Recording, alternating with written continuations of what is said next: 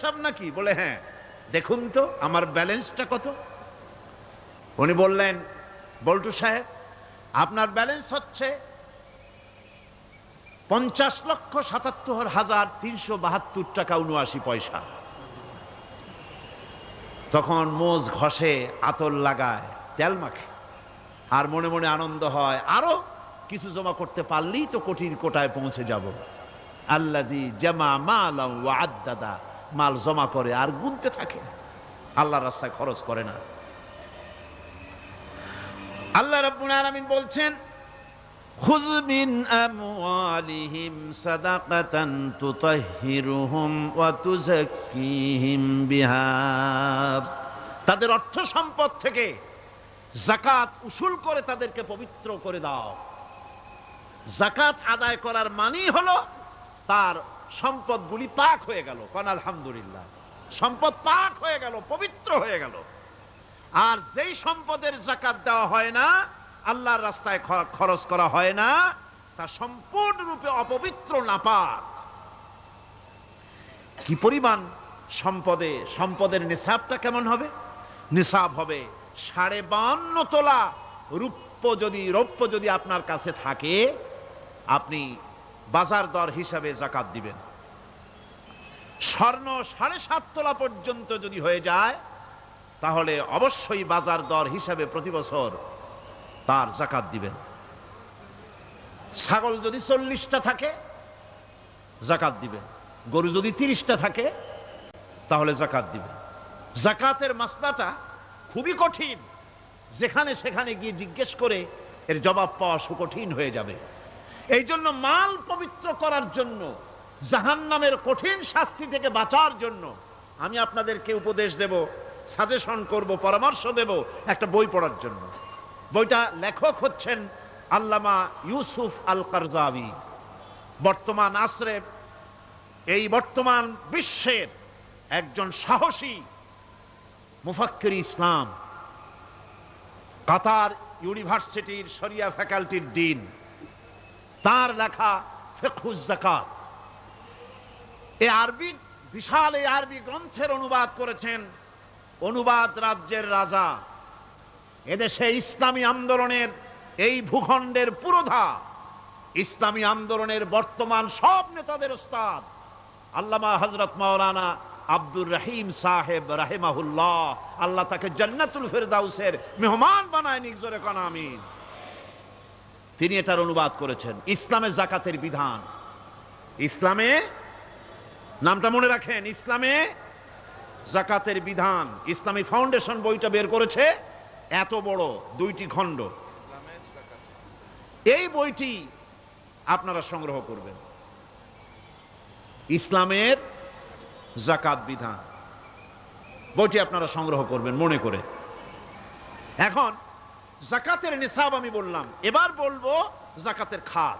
আমি যা বলতেছি এগুলি আমার বানানো নাকি? আল্লাহর কথা বলছি। কার কথা? আল্লাহর কথা। যাকাত কোথায় কোথায় ব্যয় করবেন, কারে কারে দিবেন? আল্লাহ রাব্বুল আলামিন বলেন, ইন্নামাস সাদাকাতু লিল ফুকারাই ওয়াল মাসাকিন ওয়াল আমিলিনা আলাইহা ওয়াল মুআল্লাফাতি কুলুবুহুম ওয়া ফির রিকাব والغارمين وفي سبيل الله وابن السبيل فريضة من الله والله عليم حكيم। সূরা তাওবার মধ্যে আল্লাহ পাক যাকাত কোথায় কোথায় দিবেন খাতগুলি আল্লাহ বলে দিচ্ছেন। কোন আলহামদুলিল্লাহ। যেখানে সেখানে যাকাত দেওয়া যাবে না। যাকাতের জন্য খাত হচ্ছে 8টা। যাকাতের জন্য খাত কয়টা? 8টা। 8টি খাতে আপনার যাকাতের টাকা আপনি ব্যবহার করবেন, ব্যয় করবেন। প্রথম দিবেন ফকিরদেরকে। প্রথম দিবেন কাদেরকে? ফকির। ফকির কারা? ফকির হচ্ছে নিজের জীবন জীবিকায় অন্যের মুখাপেক্ষী। তারপরে শিশু, এতিম, বিধবা, জীবন চালানো খুবই কষ্টকর, অভাবগ্রস্ত লোক, এরা হচ্ছে ফকির। আর মিসকিন হচ্ছে যারা নিজেদের প্রয়োজন উপযোগী অর্থ উপার্জন করার সামর্থ্য নাই, আর মানুষের কাছে আত্মমর্যাদার কারণে হাত পাততেও পারে না। এক কথায় এক গরিব ভদ্রলোক। আল্লাহ কোরআন শরীফ বলেছেন যে এদের চেহারা দেখে বুঝো জ্বর পেটে খাবার নাই, অথবা সে অসুবিধায় আছে, চেহারা দেখে বুঝে তাকে সাহায্য করো। সে এমন শরীফ মানুষ আছে না আমাদের সমাজে, লোক এরকম আছে না? আছে কি না? ঘরের মধ্যে 3 দিনও রান্না হয় নাই, কিন্তু দাড়ি টাড়ি সুন্দর করে আশ্রয়া জামাটা পরিপাটি করে গায়ে দিয়ে বেরোচ্ছে, কারোর কাছে হাত পাতে না, তার সরাপাতে তার ভদ্রতায় বাঁধে। ওনার সরাপথে বেঁধেছে, উনি চাবেন না কারো কাছে, কিন্তু উনাকে যিনি সৃষ্টি করেছেন সে আল্লাহ রাব্বুল আলামিন শোনায় দিচ্ছেন, বান্দারা আমার ওই গরিব ভদ্রলোককে খাবার দাও। ওরা হচ্ছে মিসকিন। এরপরে আমিলিন, 3 নম্বরে আমিলিন, অর্থাৎ যারা যাকাত সরকারিভাবে যাকাত যারা আদায় করে, সেই আদায়কারীদেরকে এই যাকাতের টাকা দিয়ে তাদের সম্মানী দিতে বলা হয়েছে। ইসলামী গভর্নমেন্ট আসলে যাকাত তো আর আপনার খুশি মতো থাকবে না, যাকাত দিতে আপনি বাধ্য হবেন। যাকাত দিতে আপনি বাধ্য হবেন। যাকাত আদায় করবে গভর্নমেন্ট। কে আদায় করবে? গভর্নমেন্ট আদায় করবে, আর গভর্নমেন্ট ডিস্ট্রিবিউট করবে। ওয়াল মুআল্লাফাতিল কুলুব, মনোতুষ্টির জন্য, যাদের মন জয় করতে হবে এই ধরনের লোকদেরকে। ওয়ার রিকাব, আর গলদেশের মুক্তিদানের জন্য। ওয়াল গারিমিন, আর ঋণগ্রস্ত ব্যক্তি, তাও আবার এমন পর্যায়ের যে ঋণ পরিশোধ করতে গেলে যদি তার এমন অবস্থা হয় যে তার কাছে যাকাত দেওয়ার মতো টাকা থাকে না, এরকমের অবস্থা যদি হয় তাহলে যাকাতের টাকা দিয়ে তার ঋণ পরিশোধ করে দেওয়া যেতে পারে। ফি সাবিলিল্লাহ। এরপরে হচ্ছে জিহাদের রাস্তায়। জিহাদের রাস্তা মানে জিহাদ যখন শুরু হবে সেই জিহাদের ময়দানে আপনি বন্দুক রাইফেল কিনে দেওয়ার সাহায্য করবেন সেটা নয়, কিন্তু শুধু এটাকেই বোঝানো হয় নাই। ফি সাবিলিল্লাহ বলতে বোঝানো হয়েছে আল্লাহর রাস্তায় সংগ্রামরত সব ব্যাপারে আপনি সাহায্য করবেন, ইসলামী আন্দোলনের জন্য করবেন। যারা ইসলামের জন্য বইপত্র লেখে তাদের জন্য করবেন, যদি পয়সায় কুলাতে না পারে সেখানে সাহায্য করবেন। ইসলামী আন্দোলনকে বিজয় করার জন্য সাহায্য করবেন। এক কথায় আল্লাহর রাস্তা বলতে যা বুঝায় এগুলিকে দিবেন। ইবনে সাবিল। এরপরে পথিক মুসাফির। পথিক মুসাফির সে যদি বাড়িতে ধনী থাকে, ঢাকায় ধনী, কিন্তু চট্টগ্রামে এসে সর্বহারা হয়ে গেছে, টাকা পয়সা সব লুটপাট হয়ে গেছে, এখন বাড়ি ফেরার উপায় নাই, যাকাতের টাকা দিয়ে তাকে সাহায্য করা যেতে পারে। এই 8টি খাতে এভাবে যাকাত দেওয়ার জন্য আল্লাহ খাত সৃষ্টি করেছেন। কয়টা খাত হলো? 8টা খাত। ইসলাম যাকাত ভিত্তিক অর্থ ব্যবস্থা কায়েম করে, আর অনৈসলামিক সরকার সুদ ভিত্তিক অর্থ ব্যবস্থা কায়েম করে। যাকাত আর সুদের মধ্যে পার্থক্য কি? যাকাত হচ্ছে, এক কথায় বুঝাই, ব্যাখ্যা দেব না, এক কথায় বুঝাবো। যাকাত হচ্ছে ধনীদের কাছ থেকে নেও, গরিবদেরকে দাও।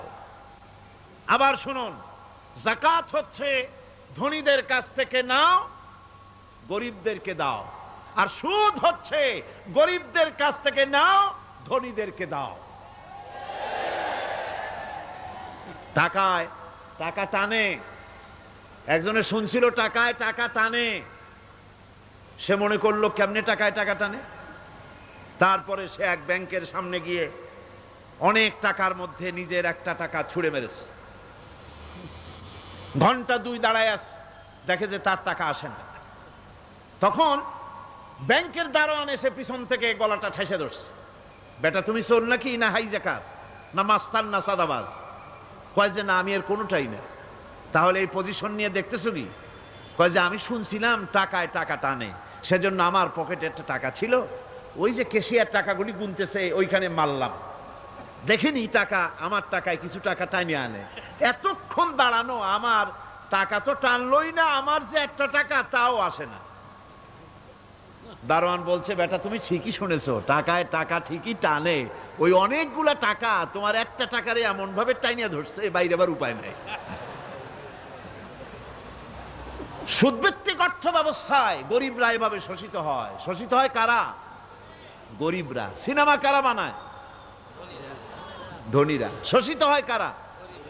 গরিবরা। লক্ষ্য করেন, তাকান, আল্লাহর কথা কত বাস্তব।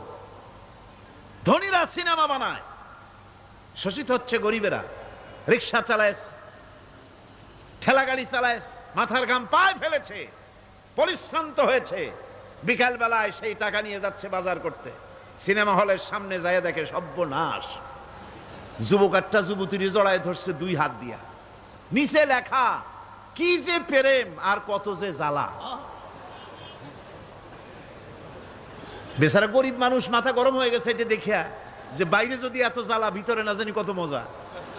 যে টাকা দিয়ে চাউল কিনতো সেই টাকা দিয়া টিকিট কিনে সিনেমায় ঢুকলো। এর মাথা ঘামানো পয়সাগুলি পাইলো কে? বড় লোকই পেল। বড় লোকেরা ব্যাংকে টাকা রাখে, গরিব মানুষেরা ব্যাংক থেকে টাকা লোন নেয়। কৃষি লোন নিল, গরু কিনলো, বীজ কিনলো, সার কিনলো। আকাশ থেকে বৃষ্টি হলো না, অনাবৃষ্টি অতিবৃষ্টি খরার কারণে ফসল হলো না। ব্যাংক কি তার লোন মাফ করবে? তার সুদ মাফ করবে? শেষ পর্যন্ত গরুটা বেচা, মায়ের হাতের বউ হাতের শেষ চুড়ি গাছা বিক্রি করে লোন পরিশোধ করলো। বড় লোকের টাকা ওখানে ছিল, ওই টাকায় আরো টাকা গিয়ে জমলো, আর গরিব ফতুর হয়ে গেল। এই জন্য আল্লাহ পাক বলেছেন সুদ হচ্ছে ওয়াহাল্লাল্লাহুল বায়া ওয়া হাররামা রিবা। আল্লাহ পাক ব্যবসাকে করেছে হালাল, সুদকে করেছেন হারাম। এই সুদের মধ্যে ৭০টি গুনাহ, তার ছোট্ট গুনাহ হলো নিজের মায়ের সাথে জিনা করা। জোরে কোন নাউজুবিল্লাহ। মায়ের সাথে জিনা করার চাইতেও নিকৃষ্ট, এটা হলো ছোট গুনাহ। টের পাইছেন? এইটাই হলো ছোট গুনাহ। তাহলে বড় গুনাহ কি? বড় গুনাহ হচ্ছে আল্লাহ আর তার রাসূলের সাথে যুদ্ধ করা। নাউজুবিল্লাহ পড়ে। সুতরাং এই সুদভিত্তিক অর্থ ব্যবস্থার, এই সুদভিত্তিক অর্থ ব্যবস্থাকে নির্মূল করে দিয়ে ইসলাম যাকাত ভিত্তিক অর্থ ব্যবস্থা কায়েম করেছিল, যার ফলে মানুষ খেয়ে পরে সুখে শান্তিতে বসবাস করেছে। চুরি নাই, ডাকাতি নাই, জেনা নাই, ব্যভিচার নাই, হত্যা নাই, ধর্ষণ নাই। এমন এক সময় এসেছিল কোরআনে কারিমের বরকতে, যাকাত ভিত্তিক অর্থনীতির বরকতে, এমন এক সময় এসেছিল ময়দানে ঢোল পিটানো হতো বাজারে বাজারে, যাকাত কে নেবে, যাকাত কে নেবে, যাকাত কে নেবে। একজন মানুষও খুঁজে পাওয়া যায় নাই যে বলবে যাকাত আমার দরকার। গল্প করলাম? এটা কি গল্প? এটা বাস্তব। হযরত ওমর বিন আব্দুল আজিজ রাহমাতুল্লাহ আলাইহির জামানায় সদকার টাকা নিয়ে 3টি দিন একজন ঘুরেছেন গ্রামে গ্রামে, ময়দানে ময়দানে। একটা গরিব খুঁজতেছেন সদকার টাকা দেবে, গরিব খুঁজে পাওয়া যায় না। ক্লান্ত শ্রান্ত হয়ে মরুদ্যানের ভিতরে আরাম করতেছেন, এমন সেখানে আর একটা লোক আসছে, ধুলা মলিন বড় একটা বস্কা তার সাথে। এই লোকটি তার কাছে গিয়ে বলছে, ভাই আল্লাহ আপনারে আমারে মিলাই দিছে, 3 দিন পর্যন্ত ঘুরেছি কিছু সদকার টাকা নিয়ে, এত বড় দেশের এত জায়গা ঘুরলাম, একটা গরিব পাই নাই যে তারে দেব, আল্লাহ আপনারে মিলাই দিছে, নেন এই টাকাগুলা। কয় যে তোমার মাথা খারাপ না স্ক্রু ঢিলা? তুমি কি মনে করছো আমার এই বস্কার মধ্যে ছেঁড়া খাতা? তোমার টোপলায় যে টাকা আছে আমার বস্তায় তার থেকে অনেক বেশি টাকা আছে। তুমি ঘুরতেছো 3 দিন, আমি ঘুরতেছি সপ্তাহকাল, একটা ভিক্ষুক পাই নাই। এটা কিসের বরকতে? ইসলামী অর্থনীতির বরকতে। যেরকম কিসের বরকতে? কপাল পোড়া জাতি, কপাল পোড়া জাতি সেই বরকতপূর্ণ সমাজ ব্যবস্থার দিকে না গিয়ে কোন নেতা কোন নেত্রী কি কইল সেদিকে দৌড়ায়, সেদিকেই দৌড়ায় পাগলের মতো। হেমিলেনের বংশীবাদক বাঁশি বাজায় চলল, আর ইঁদুর বাঁদর সব পিছনে ছুটল। এর কোনো মানে হয় না। বন্ধুগণ, আল্লাহ রাব্বুল আলামিন এই যাকাত ব্যবস্থার মাধ্যমে বিরাট পরিবর্তন এনে দিয়েছিলেন। এটি আল্লাহ পাকের একটি বিশাল নিয়ামত। এই নিয়ামত আল্লাহ পাক ইসলামী রাষ্ট্রকে দান করেছেন। আর যাকাতেই বরকত, হালালে বরকত হয়, হারামে তো আর বরকত হয় না। কথা ঠিক কিনা কর? এখন আল্লাহর রাহে যে আপনি খরচ করবেন, সেই খরচ করার জন্য আল্লাহ রাব্বুল আলামিন কয়েকটা মূলনীতি দিয়েছেন। কিভাবে, কি মন মানসিকতা নিয়ে খরচ করবেন। খরচ করলেই কিন্তু সওয়াব হবে না। আতর মাখবেন, যদি চিন্তা করেন যে আতর মাখলাম, মাহফিলে যাব, মসজিদে যাব, লোকেরা টের পাবে যে বেটা আতর একখান মাখছে, খামো খাই আপনার আমও গেল, সালাও গেল, কোনো সওয়াব হইল না। আর যদি আতর মাখেন এই নিয়ত করে আতর মেখেছি, রাসূল পাক সাল্লাল্লাহু আলাইহি ওয়াসাল্লামের একটা সুন্নত আমল করলাম, আল্লাহ রাব্বুল আলামিন অসংখ্য নেকি আমল নামায় লিখে দিবেন। নিয়তের উপরে দারমাদার করছে সবকিছু।